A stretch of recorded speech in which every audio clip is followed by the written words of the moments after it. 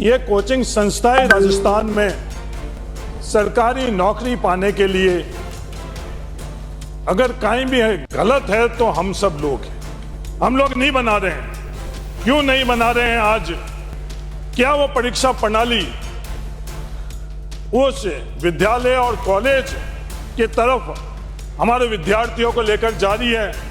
जो परीक्षा प्रणाली हम लोगों ने बना रखी है वो कोचिंग संस्थाओं के तरफ धकेल रहे हैं।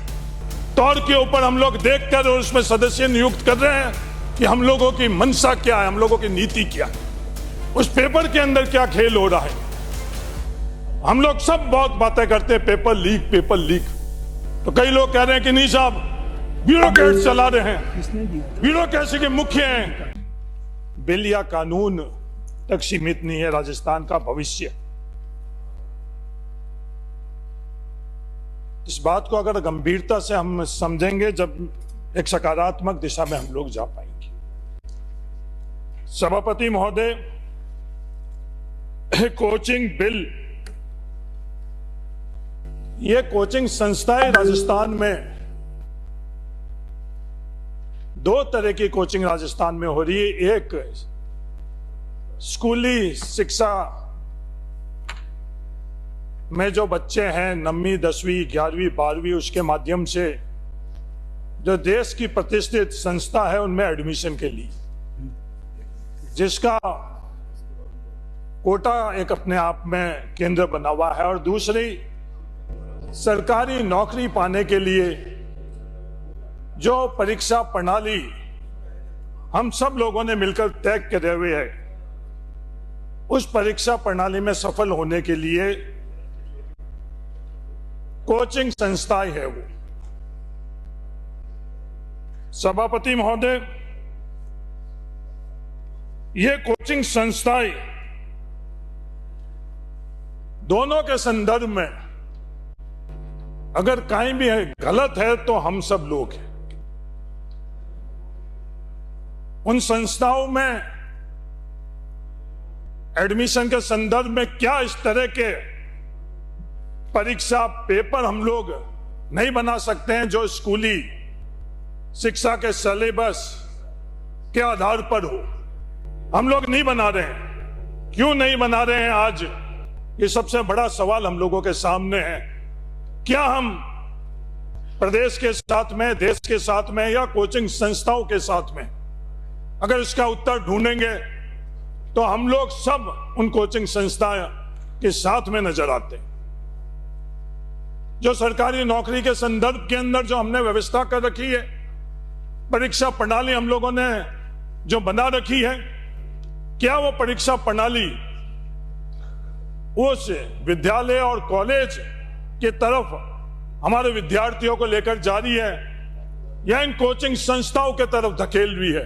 उसका उत्तर है जो परीक्षा प्रणाली हम लोगों ने बना रखी है वो कोचिंग संस्थाओं के तरफ धकेल रहे हैं।